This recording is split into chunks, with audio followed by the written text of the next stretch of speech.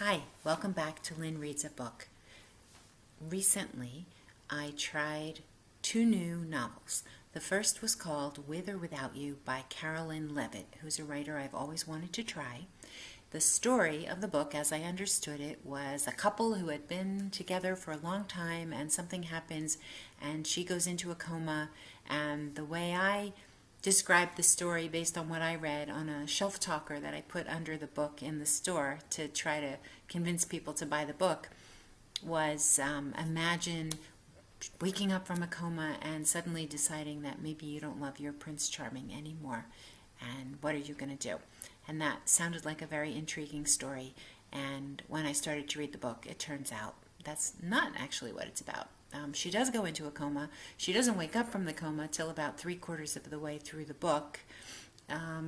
While she's in the coma, there's all kinds of comings and goings, including some interesting scenes where you're inside her head during the coma. I thought that was well done.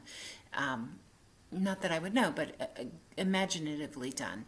And people are trying to decide how they feel about each other. New characters come in and out, but it didn't really grabbed me. I sort of speed read it. Not going to recommend it to you. Then I tried another book called I'll Give It to You by Valerie Martin. Valerie Martin is a writer I really like.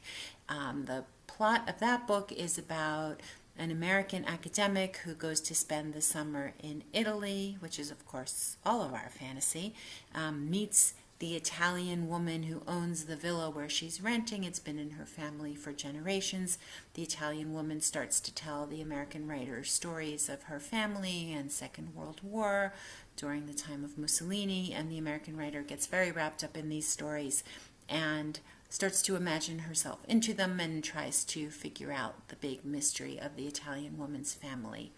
The title of the book, I'll Give It to You, comes from the Italian woman saying to her, "You like this story? I'll give it to you." But because of the way the writer approached the book, creating this distance that it's one character telling another character her story, I didn't feel like I got really wrapped up in the plot of the book, and I didn't continue with it. Now, one book of Valerie Martin's that I do love is Mary Riley, which retells the story of Dr. Jekyll and Mr. Hyde from the point of view of a character that Martin made up, Mary Riley, who is a maid in the household of Dr. Jekyll. So what I advise you to do is go read or reread Dr. Jekyll and Mr. Hyde, which, because it's public domain, is available for free online, I'm sure. And yes, they are the same person. I hope you won't find that a surprise or a spoiler.